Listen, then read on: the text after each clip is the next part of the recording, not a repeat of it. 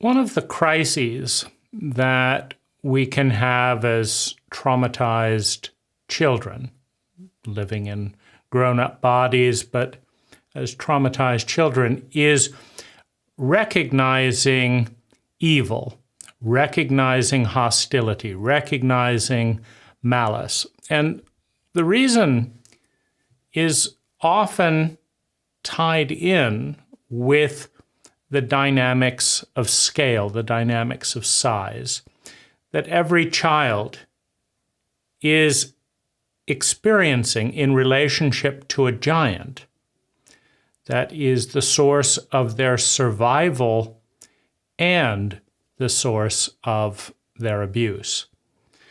And the equation begins with the physiological awareness that we cannot live, we cannot survive, we cannot have any certainty in our lives without proximity to the giant that, however tortuous, is keeping us alive. So that's the fundamental code, is to secure proximity. Now, the giant gets to dictate a lot of the terms of that proximity, right? If you have a monopoly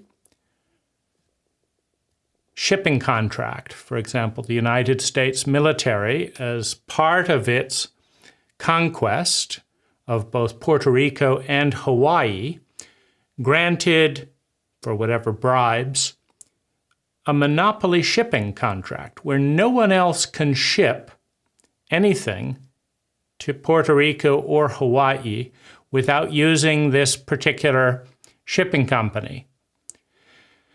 Now, because it's a monopoly and you need to get certain things shipped, you are forced to pay 3 times more than it would cost to ship anywhere else. In other words, as an American, it is cheaper for me to ship to the Philippines or to Costa Rica than it is to a U.S. territory, Hawaii or Puerto Rico, because a monopoly has been granted.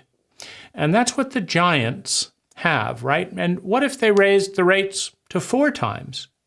If it's a monopoly, the higher the rate, then you're going to ship less and less.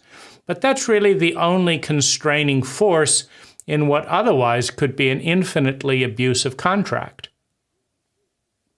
What incentive do I have to lower my price? I can give you bad service, deliver things late at 3 times the price, and what are you going to do about it? Right? And so there is a monopoly contract between a parent and a child, between a child and a giant caregiver. And the child does not get to dictate the terms. The thought of abandonment, of betrayal, of hostility and death is furthermore terrifying.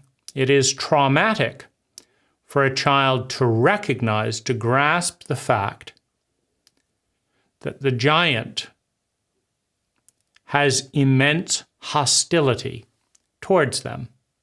The giant that could kill them has hostility towards them. Now, this is an overwhelming thing to grasp as a child, because what do you do with it? Okay?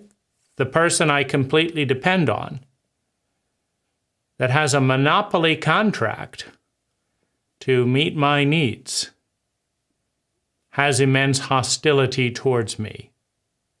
What do I do? Well, a child always internalizes this by having hostility towards themselves, by believing that they're bad. And that's the survival strategy of a child. But moving towards adolescence, what might you do as an adolescent to start being aware of that hostility, that hate, those lies, that cruelty, that is part of every relationship. Meaning, for the most part, as far as I know, there is an element of cruelty, resentment, hostility, hatred, fear in every relationship. You see it in a romantic dynamic. I'm attached to being together with you, but you are doing something that I don't like.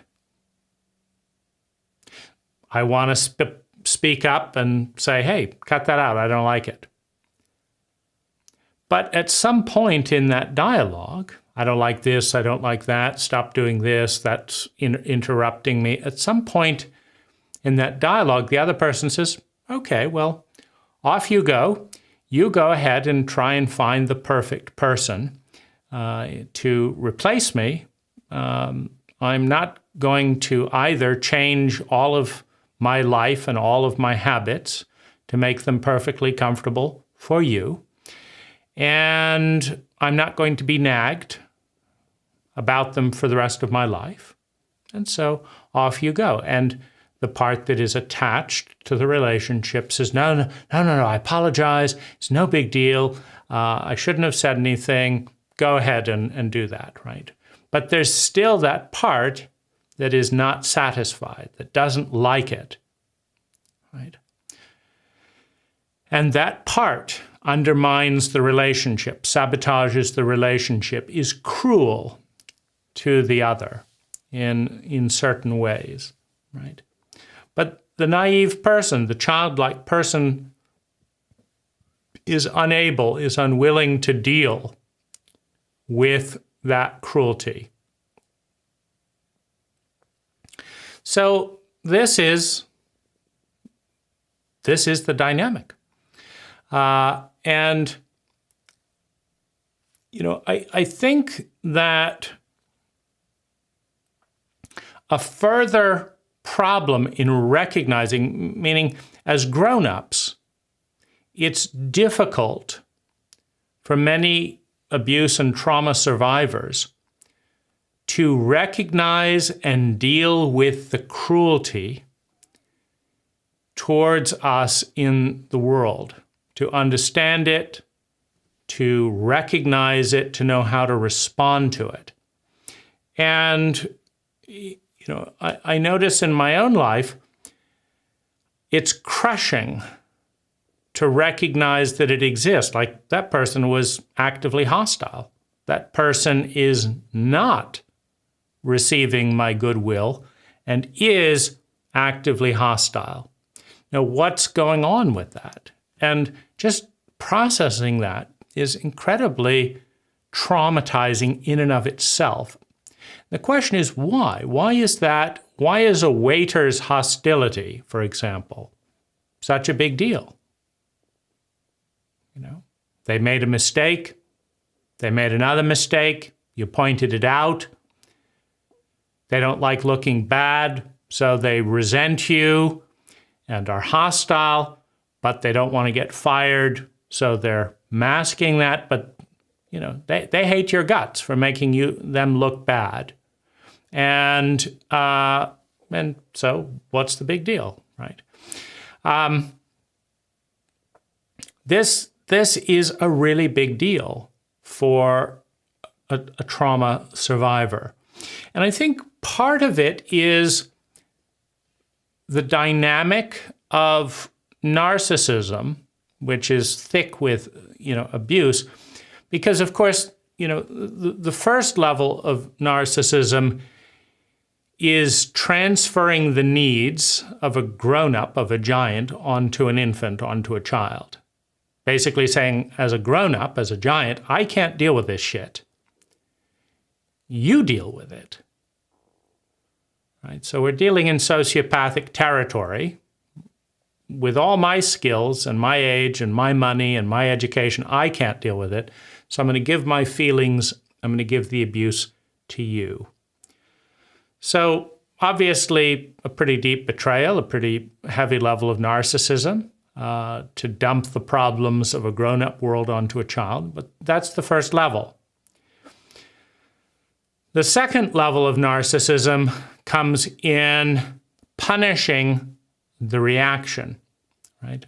So the child may start to scream or may say, that's not fair. You said you would do this. If I did this, you said you would do that.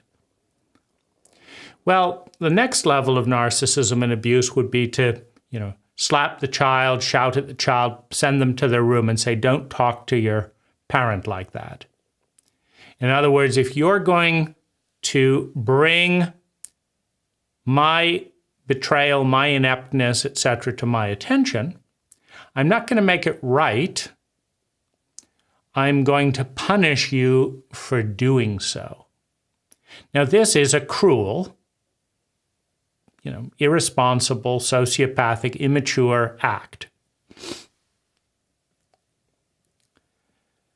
An adult might say something like, you're absolutely right. I did promise I would take you to the ball game.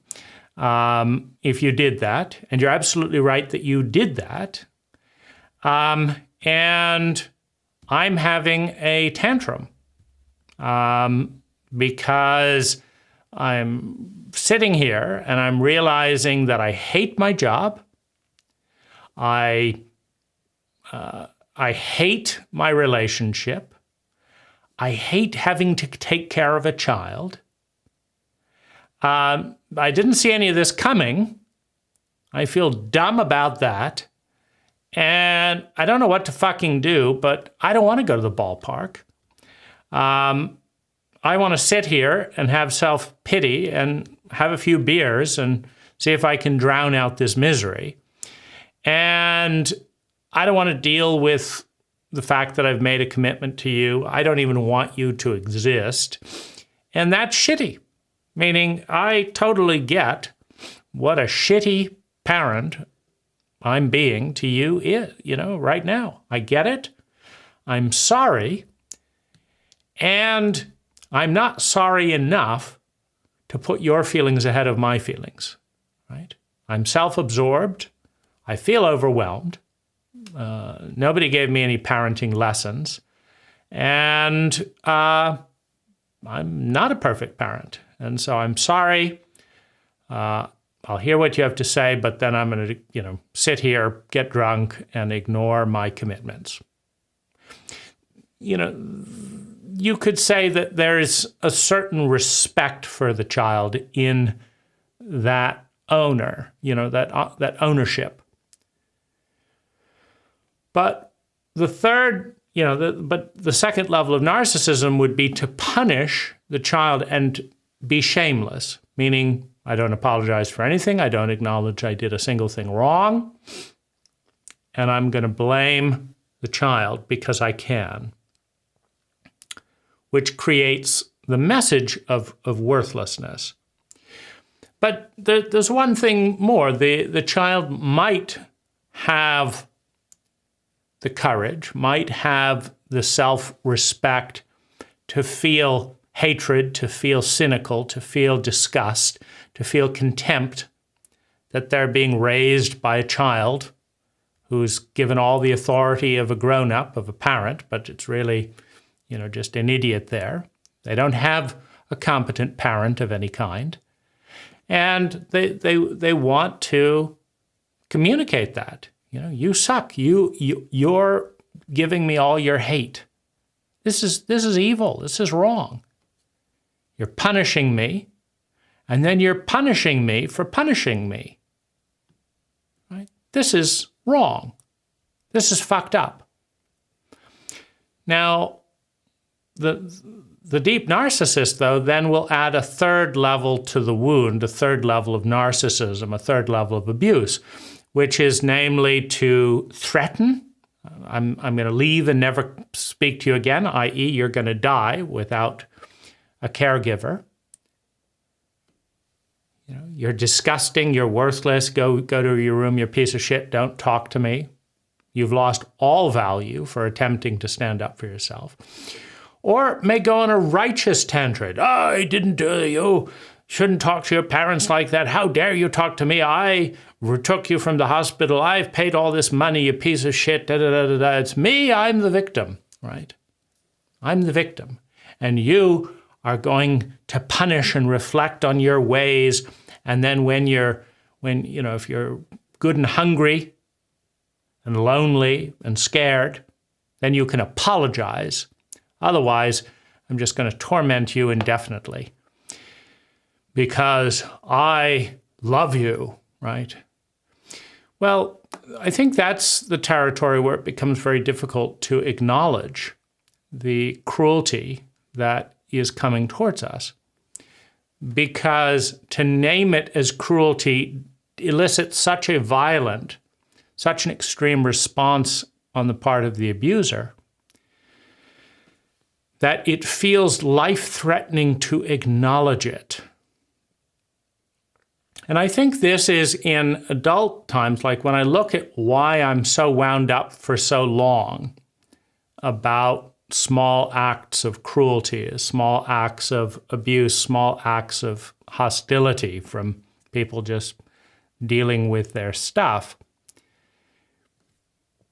It's the fact that my body has a memory of nearly dying for naming hostility as hostility that makes it such a big deal today. And it's the hostility that feels so life-threatening and the naming that feels so dangerous. And so I think the response to that, is maybe a couple of things.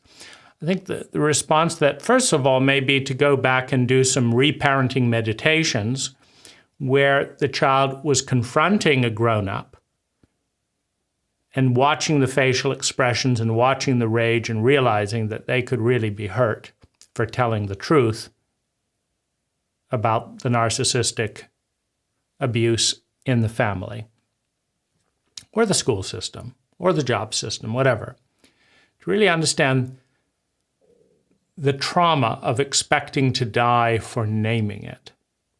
And then to advocate for the child and say, no, you have a right to do that, and I'll be with you as a giant here to protect you as you get to call that and live. You get to name the abuser as cruel, as sociopathic, as hurtful, and you're not going to die, right? So I think that's one layer of the response, so that it's not such a big physiological deal in the present moment. To go back and safely vent that as a young child and adolescent. I think the other thing comes then at a rational level of just saying, yes, we are surrounded by incompetent people who are punished for making any mistake. Right? You see this constantly. The boss does not train the employee well. The employee does not train themselves well. And the boss expects the employee to behave well. And when they don't, they could lose their job, right? And so you as a customer are not treated well. That's pretty much the norm. And then if you point out that fact, you are threatening someone's job, right? And it's usually the boss's responsibility. But the boss never fires themselves. They always fire or punish, somebody else. And so in that dynamic,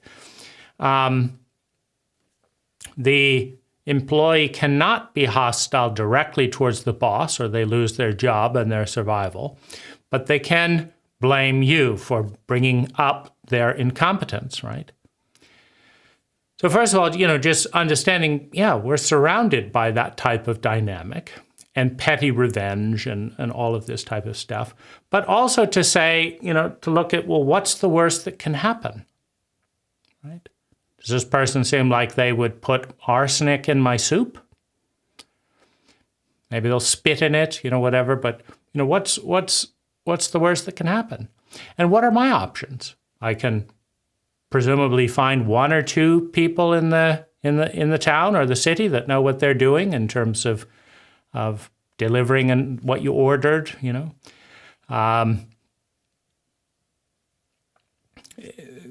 That's doable, right?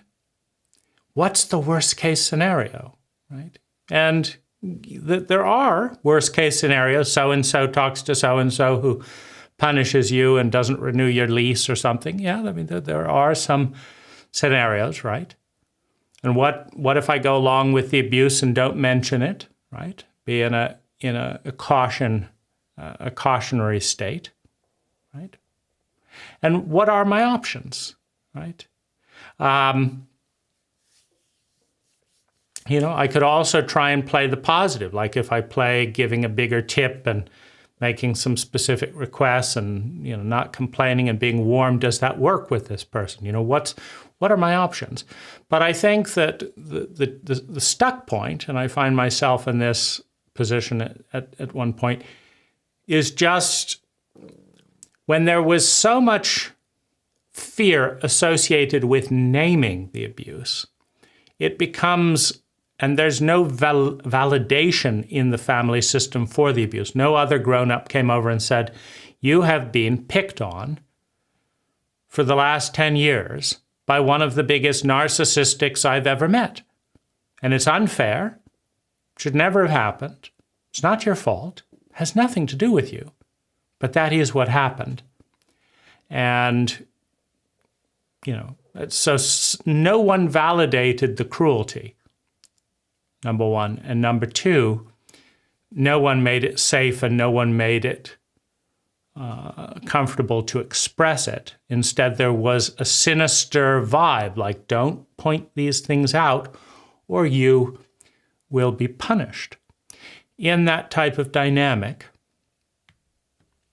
the body will feel like it's going to die for naming the cruelty. But another part of us is saying, this is outrageous, this is outrageous, this is about outrageous. Another part of us feels like, I can't say anything. It shouldn't exist, this is wrong, right? And on the flip side, we can then make a huge deal about a very small thing, because for us, it is a life-threatening event to even have to bring it up. That's how our body feels. So maybe you can share with other people if you understand this territory at all in yourself, you know, either as an abuser or as a victim. It always starts that someone abuses the victim does not get support to validate and transform the cycle, the pattern. Then they become an abuser, and it somewhat works, and the victim doesn't get, you know, support. And what works for you to get out of the cycle?